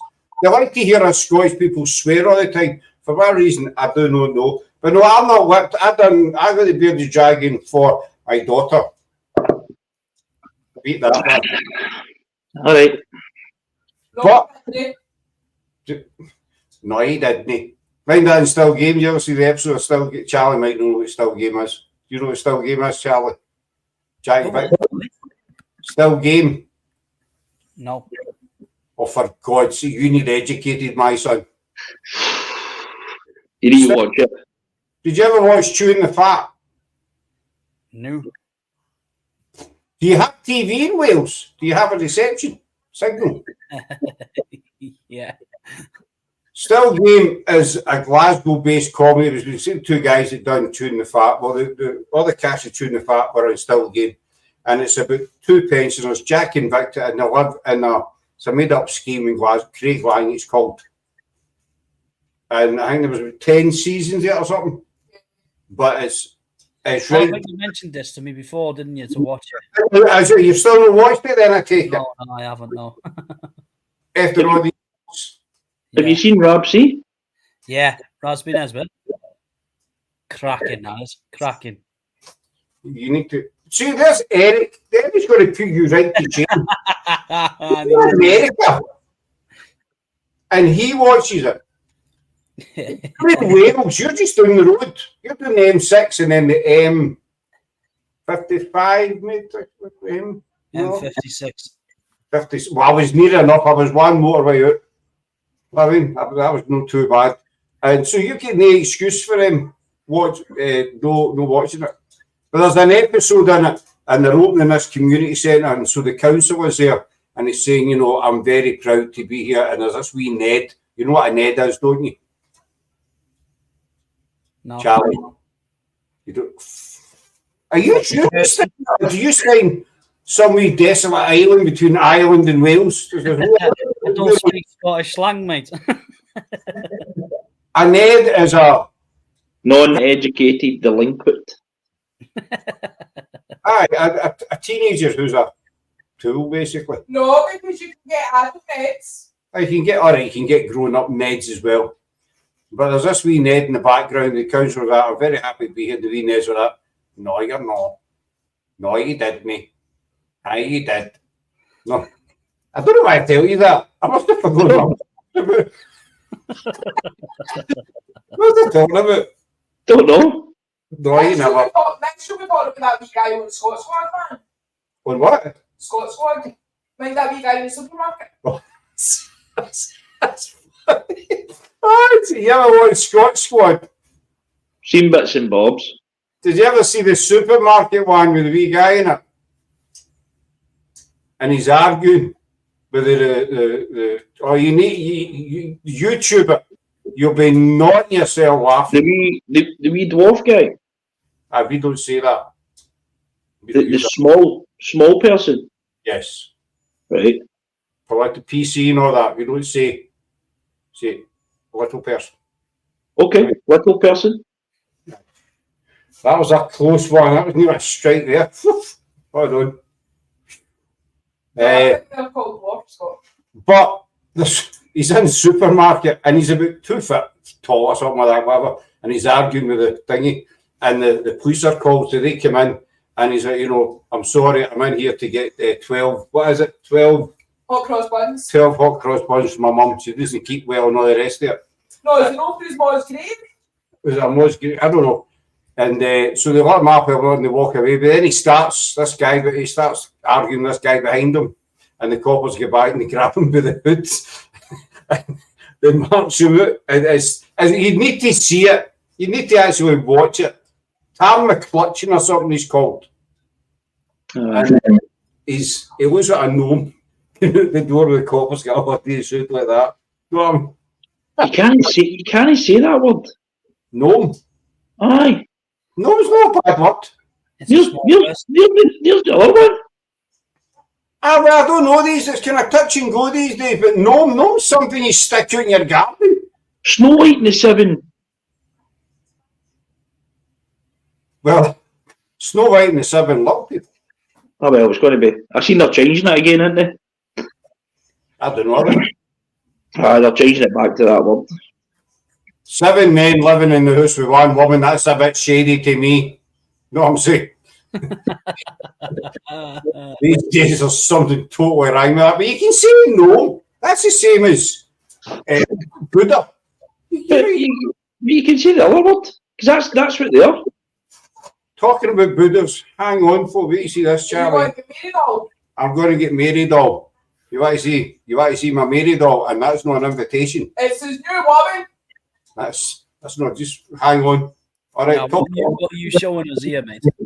I'm showing you my married doll, and that's not a euphemism. Chat amongst yourselves. I'll just be right over there. You can see half of her there. See, that's half of her. I'll go and get the other half. Bear with me. It's his new bald. You don't check me out, Rigga, as I'm walking across this room. Just me keep your eyes somewhere else.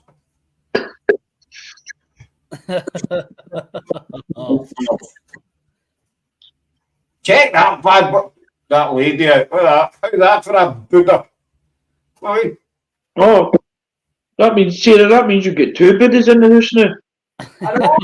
I'm fear I'm going to wake up dead with 2 of them instead of just 1.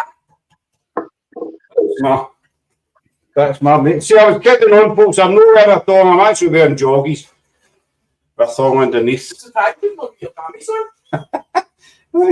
These could be I should wear my jammies. You ever wonder when you're dating or when you're watching lives, because all you ever see is feet up, what they actually wearing? You know, their mother's skirt or something like that. Some people, I don't know. Their mother's, their granny's stockings and their dad's stilettos, maybe. No, that's only you, Scott. You know, but it might be anything. We're still talking crap, but are we? I don't ever talk sense since we started. Well, no, I'd say we don't have a couple of serious bits and have around a coffee.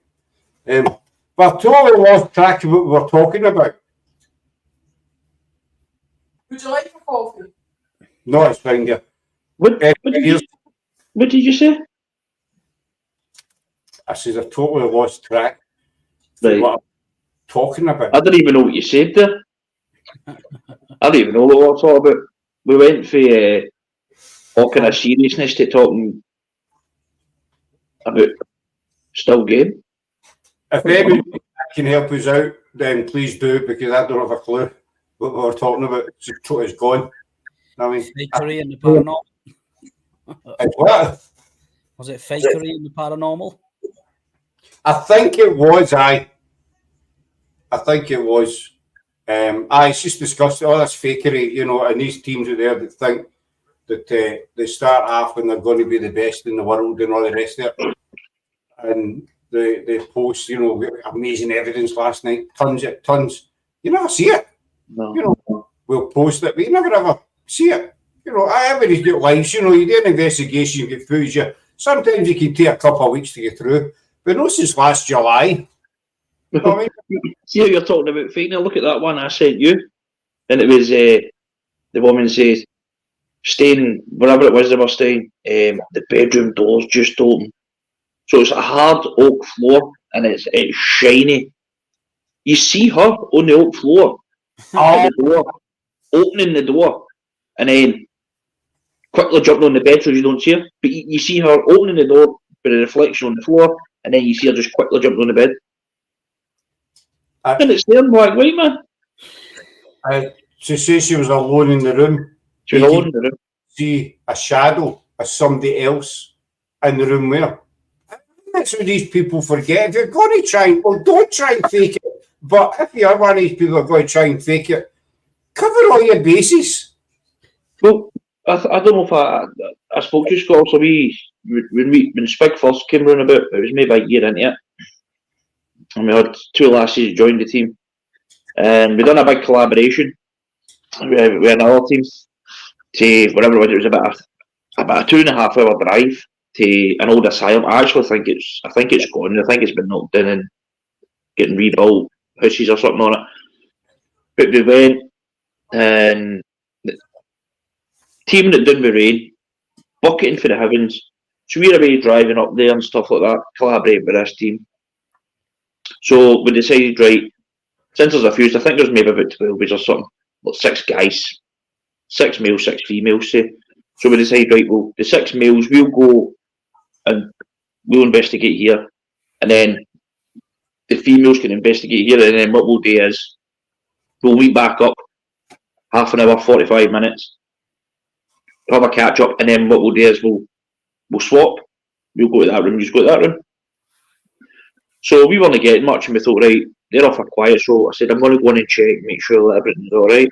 So when I went in, they were sitting quiet, they had the Ouija board set up, and they were sitting quiet around the Ouija board, and then they seen me, and then, oh, this planchette let loose. They're asking questions. Oh, this Ouija board's going crazy. So I recorded it, which I always do. I always record the Ouija board session because then I can study it if other people are doing it. So I'm watching it, and I'm like, this planchette's twisting. It's going this way, and then it's twisting back. And I've only had really a few responses on the Ouija board. But anytime I've seen the responses that we got, the planchette will stay in at a point and it'll just slide like this.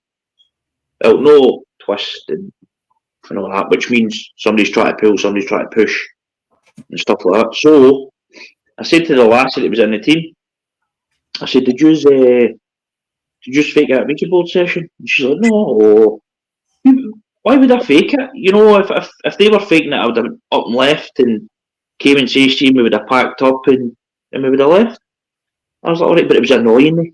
So I says to her again, no. I said, look, I'm not trying to undermine you or try and bring you down and stuff, but I've got this footage. Like, you want to explain how this planchette's moving in that direction? And she did say, she said, alright then, we faked it. And I'm like, why?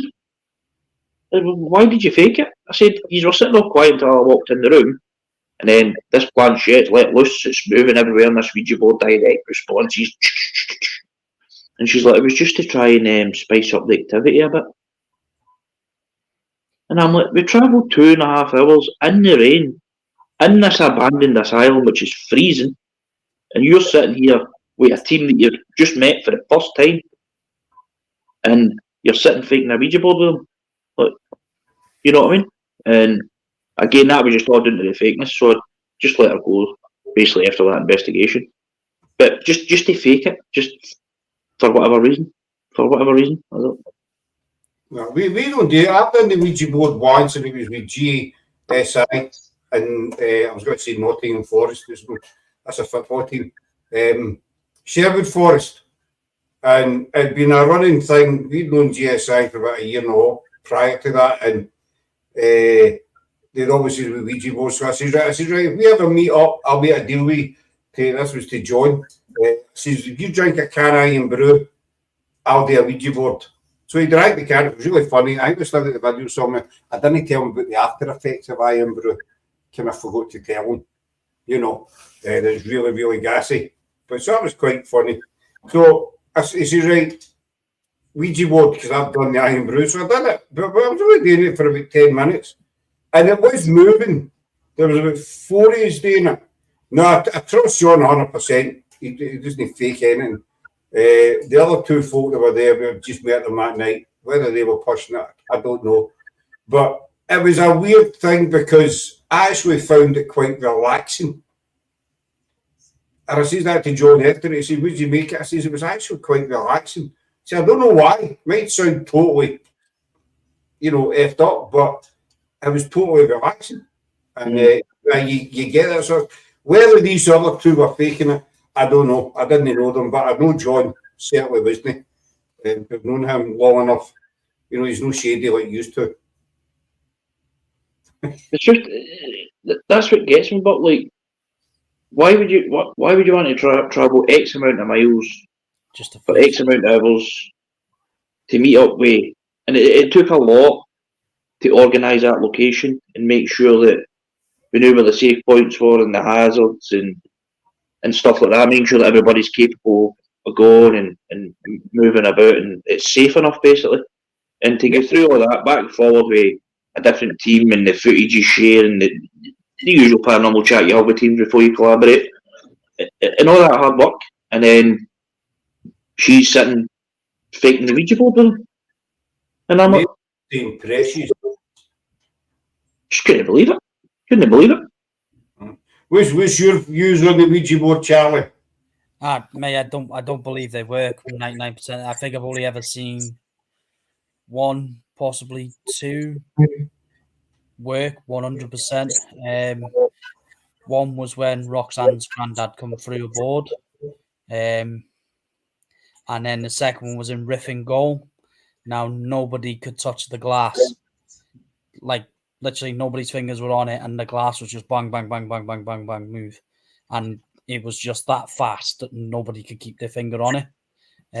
So that was quite compelling. But every other time I've tried one or done one, nothing really happened. So I think it's just a hit and miss. But I always tell people when we do them, if we use them on events, if we're allowed to use them in the location, is I tell them to turn their finger upside down. Yep. Planchette, it slides across the glass or it slides across the planchette, so you can't physically push it because your nail slides. So and they say, oh well, how do you know we're faking it? I said, well, when you push your finger down in glass, you look at your nails tips, the cupids is it on your nails. Above it just goes all red, and you can see where it's going white and red, where you're actually putting pressure on your finger. And they're like, oh, we didn't know that. I said, that's why I asked you to turn your finger upside down. Obviously build the energy first, and then when you're ready, turn your finger upside down so none of them can push it. I heard somebody ask a long time ago, somebody asked that, why do you, use the other side of your finger? But I never got an answer, I didn't hear an answer to it. But no, it's a good point because I watch so many people using it, TV programs and all, and you think, real, is it no? You just don't know. We do a thing. We call it the blind Ouija. And I think Scott, you've never done it with you, but I think you know what it is with David. Just basically, if there's 4 years in the team, so three will do the board, but they'll be blindfolded. And then, so if I'm not blindfolded, I'll be asking the questions and stuff like that, or they can ask whatever. But it's weird because it doesn't matter how much you study that board. When your finger's on that planchette, if it's slightly moving, it feels like it's not moving. And if it's not moving, it feels like it is moving. It kind of throws that But we got a response with it, and it was, we were at it for about 40 minutes, and it was, look, do you understand what this is for and stuff like that? And if you're here, if you're capable, can you move? Are you able to move this planchette, this triangular bit of wood, over to yes? And it moved to yes, and it stopped right on yes. So when you're blindfolded, it's hard to study. It's hard to, you know what I mean? You can't. You would never be able to get that bang on yes. Yeah. You know what I mean? You would never be able to get it on that. And I think we got it with a letter as well. I think we asked if they're able to take it to. It wasn't the first letter of the name. It was a letter like S or whatever it was. I think it was a letter. It was a number. I think it may have been a number. I think it was number 7, and 3 was on the board, blindfolded, and it went to 7. There's so many ways to get evidence, you know, if spirit's willing. Again, at the end of the day, we can investigate to the year 5000, you know, whatever. If spirit's not willing, then it's just not going to happen. But there's so many, a lot of people put, nothing against tech, I know a lot of folk use it, but sometimes it's just plain and simple methods of work, because that's what spirit understands. Spirit's not going to understand what, you know, the latest camera is and all the rest of it. But I mean, we done an experiment doing it to Kilwinning Abbey, and Laura, she's deaf, and she had this. I used to call her a Walkman. I used to wind her up, but there's a headphones, a microphone sort of thing, and we put her in one corner. Not because she was bad, we don't like it. It was easier. Put Laura in the corner, and I stood in the other corner, and we done it on a live. And I had a whiteboard and a marker. And I asked in the live, can somebody suggest something the same as you've done, Rigga, or no? Can somebody give us a number, you know, a shape, so whatever? And so somebody came up with the word, somebody said circle. So I was so novice with Laura, nobody can see us except me. And we didn't say the word out. And so I said, can you tell me what I put on this board? And I think I asked a couple of times, and then Laura says circle. You know, was that a lucky guess? You know, but what's the chances of guessing that? You know, and then there was another one. It was like a tree sort of thing, and I said, what I put in? And she says picture. So you know, was it this whoever it was think there was a picture of a tree, or but it was the word circle. And I thought, well, we're not saying again it's paranormal, but that's what I was saying earlier on about stuff that's hard to explain. You know, and it's simple methods you can do as well. Yeah, you know, it's simple things. It's nothing fancy or anything, and it doesn't cost a lot of money. You know, just to get a whiteboard and a pen. So, right, what's on this board? You know, I mean, you've done it regular at Dark for Harm. And you get the number 4 or 7. The first time we done it was when we used to do a private house investigation, and we tried it, and I think it was same sort of idea, number 7, and we asked somebody in the live, any number, just give us a number. And I actually think it might have been Dennis, and he said 7, so we wrote 7. And I think it might have been David that was on that was conducting it, and he said 7. So we were like, just what's the chances? So I said, right, first person that gives a shape, any shape, doesn't matter what it is. So it was a triangle. I put triangle and look, right, Spirit, if you understand, you can see this shape on the board. And I'm showing it about and stuff like that. Let David hear you see what that shape is. And just as I finished saying that, David said triangle. So when you see, directly after that question, he said triangle. So we're a skeptic, you know, a full-blown skeptic, because you said shape, that gives him an opening to say, well, you know, they knew it was a shape, so they took a guess and they got it. But if you say, what have I put on this board? Mm-hmm. But the thing is, I know there's a lot of teams out there that maybe if they're conducting the blind spirit box or something, they'll just put like earphones in. But we'll put ear defenders with as well, and you cannot hear nothing. I know that's easy enough said, but as usually if a skeptic's watching it, but it's just when 7 came out, and then Triangle, and then we done it in the Spig location, and it was 5. And we'll never come up with, like the 4 hours will never say, right, we'll just, if there's somebody that was, or if we're live, we'll get somebody that's come out with us for the first time, or another team to come up with a number or a shape, or whatever they want. And it was 5 they come up with. Again, it was David. But see, as soon as I wrote 5, the David can't see, there's nothing, his senses are gone. As soon as I wrote 5, he said, number. And then I went, right, if you said that you say number and David, you just said number, he said number, blah, blah, blah, that's fine. Tell me what the number is on the board there. Let's see if we can say the number. And David went, number 5. You know what I mean? And you're like, what? Well, that's, I mean, how do you debunk that now? Well, just before we wind up, ask you about this, what's your kind of favourite basic experiment, Charlie? You got a favourite basic one? Take away all the tech and. Do you know what? I tried with just your mobile phone. No word of a lie. We went to Crazy Old Hall and Keighley Undergrounds. And what we did in Crazy Old Hall, we were sitting around a table downstairs, and we phoned from my mother-in-law's phoned my phone that was upstairs, left a camera on it, left it unanswered. I closed the door, so there was no. We were all downstairs, and we asked questions, and we had a woman's voice come through, go hello, and speak to us now. And we tried it in, I think it was in Keighley. I think you'll see on the YouTube part, there's a voice that comes through of a male through the phone that says, what was it? He says, let us out or something like that.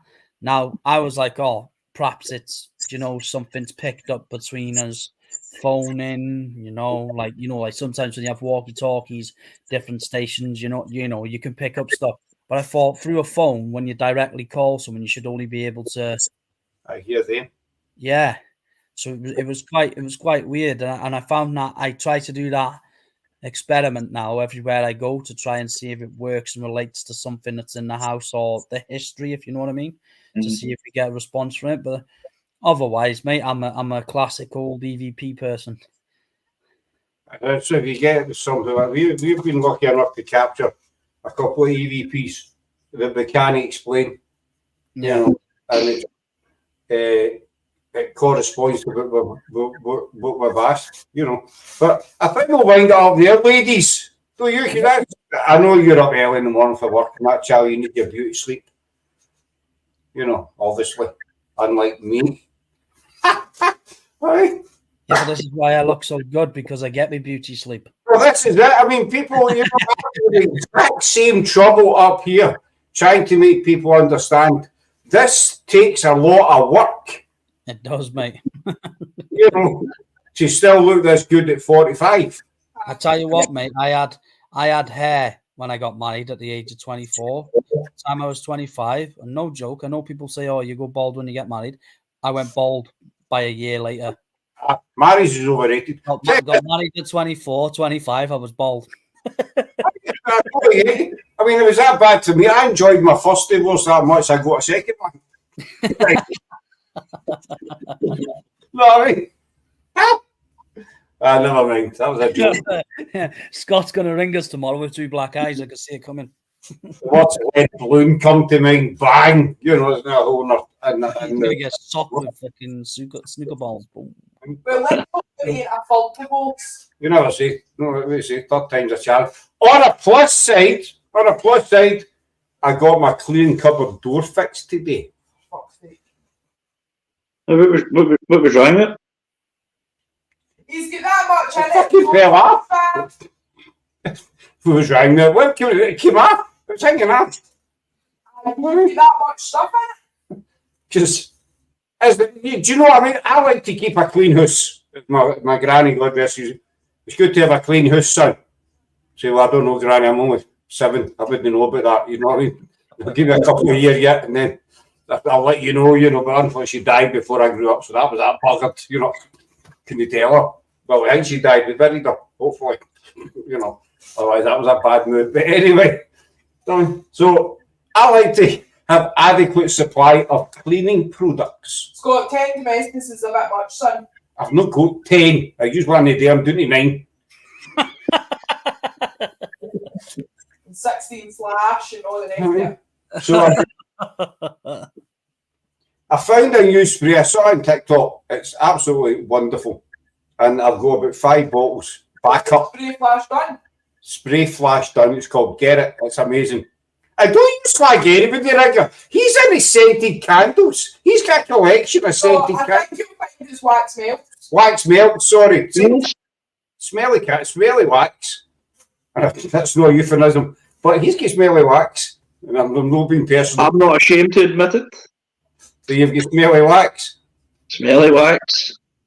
I mean, but anyway, so I went in there yesterday to take a cleaning product out because it's a cleaning cupboard. So if I was looking for spuds, I was in the wrong place. But anyway, the tap of the door came off. One of the catchy, so the guy was out there and fixed it. Or chopped. So now I can open and shut the door. Bit of useless information there. I bet you people are glad they watched this show. They probably know it's the next one. There's How nothing not to break the door? nothing wrong with a broken door. Well, I mean, your door's broken, get it fixed. That's what I say. And you can never have enough flash. What's it called? Spray white done. Spray white done. Get it. You'll never look back. Trust me. And then you've got your domestics. My domestics. And then you've got your flash power foam. Power foam. Good, quite good stuff. And then you've got your 16 flare cleaners. Are you being sponsored on this live, Scott?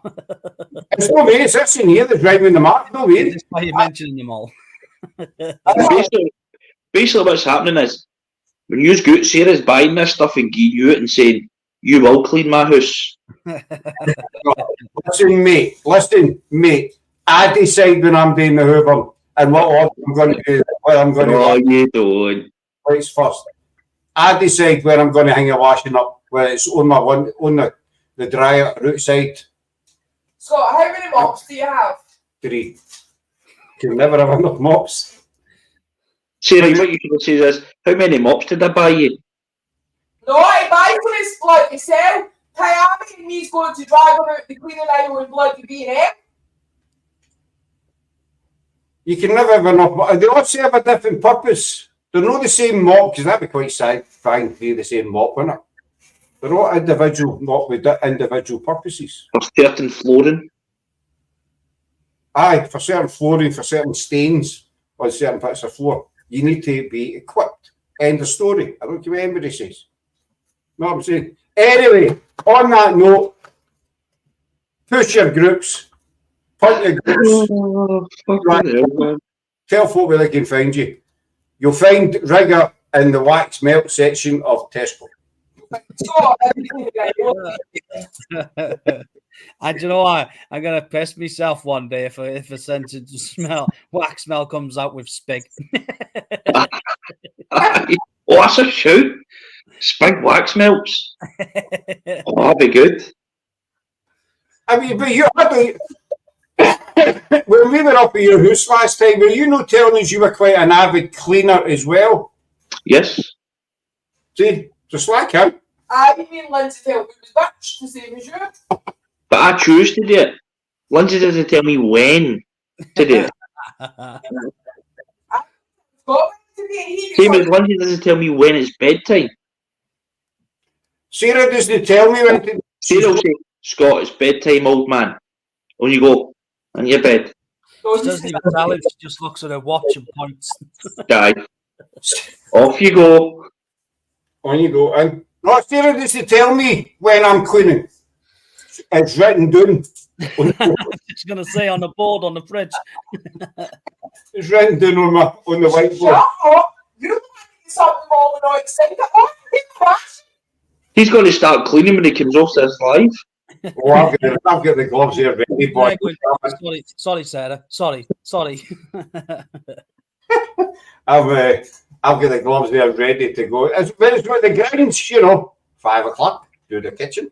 5:30, clean the bathroom. 6 o'clock, hoover the hallway. I'm booked. I I will be you. What have you got playing in the background? Bloody Queen. I want to break free. With the Hoover. Yeah, I bet he does. The song from Mrs. Doubtfire. What was it? Dude works with a lady or something. Aye. Aerosmith. I will confess the other week there, I actually stuck the headphones on. I had my phone in my pocket and I was playing the tunes as I was doing my stuff. No, Doing mopping. doing my mopping with this. And with the apron on. But I forgot to get dressed. That was one problem. Just the apron on. I'm outside to empty the Hoover. I've never seen the neighbours run so fast in my life. You know what I mean? Outside to put rubbish in the bin. No realising you've just got the apron on. Aye, you know, a big WW on my backside, so it looked wow. Anyway. It's going to cut off. I'm kidding when I don't, you know. Anyway, where can folk find you to? Apart from Tesco, B&M. In the house. Yeah. Underneath a car, fixing it.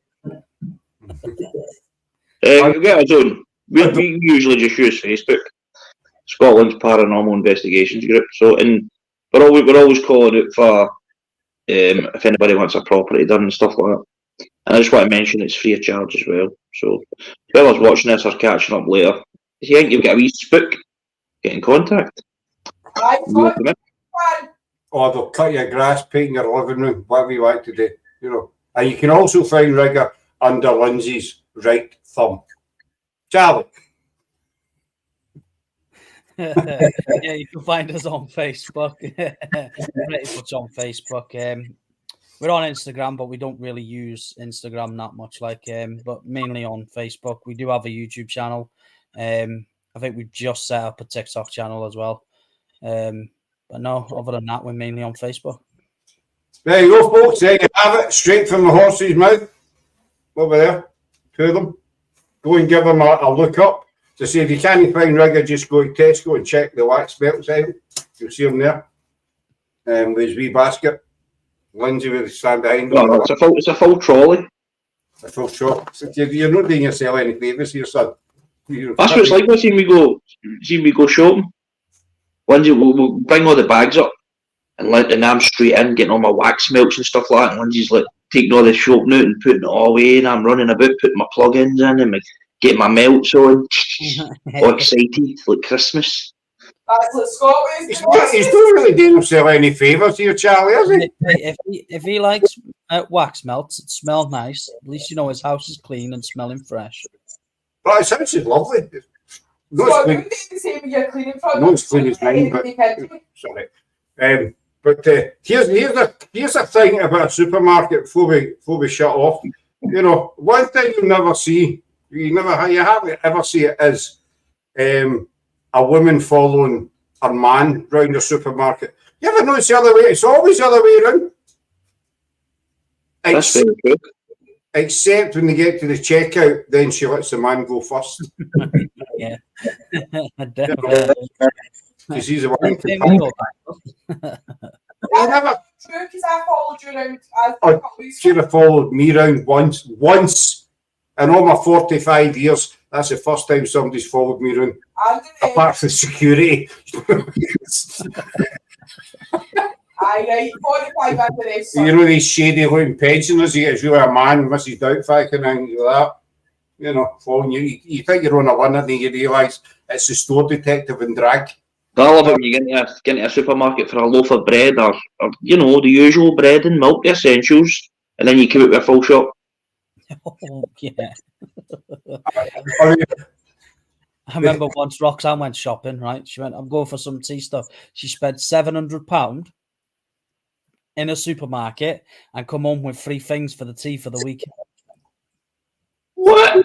Yeah, you explain that to me, mate. She come home with fucking baskets, storage boxes, you name it. She had it.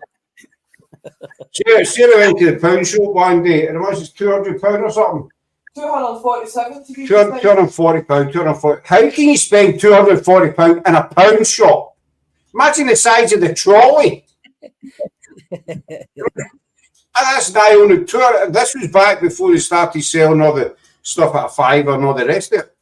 I think it's just genuinely women. Women can just spend money, mate, like no problem. Yep. Honest to God, no problem at all. And when a guy, I mean, no disrespect to women, don't get me wrong, but when a guy goes shop, he's in, well, apart from Rigga, in straight to what he's getting and back out. He doesn't go in, wax melts, then what he's getting back out. You do that, the cleaning aisle we talking about. But a woman will go, I'm doing every aisle and look at all the price. Sell back, oh, but you don't even like that. I'm just checking. Aye, I'm just looking. The best one is you don't normally get that. Yeah, but it's on offer today. Aye. Just 'cause it's on offer, you got to get it. Aye. Well, 2% off, you know, looking at the dog food and that's we don't even have a dog. Why? I'm just looking. You know what I mean? It drives you nuts, doesn't it? Drives you nuts. But we love them either way. Aye, you need to say that because kids are watching. You know what I mean? But we'll wind it up there, folks. I think we've talked enough. That's 2 hours. Hang on, we've been on. I think we've talked enough rubbish. So a big thing, I'll keep a hold of you after we come out. Don't disappear. I know, Rigga, you're dying to get to your wax melt cover, but give me 2, you know, you will get there. It's not going anywhere. All right? Don't worry, I'm definitely coming out with spike melts. 100%, Charlie. You've put it in my head now. You'll buy a load of white. 5% affiliation, yeah. Yeah. He'll buy a load of melts and write spike on them. I get a biro pen. He'll post down that like all his designs. Is that what you're talking about? That kind of thing? No. He'll even make his own spig wax melt holders. Aye, okay, whatever. Anyway, we're going to wrap up there. So check these 2 guys out and their teams and stuff. And we'll be back up in Glasgow on Friday for more to finish off the filming. They get interrupted today because of my tyre. And I don't mean the one with my waist. I mean the one on the car. You know what I'm saying? And so thanks for watching, folks. And we shall see you later on. Bye-bye. Bye. See you later. I better click end it.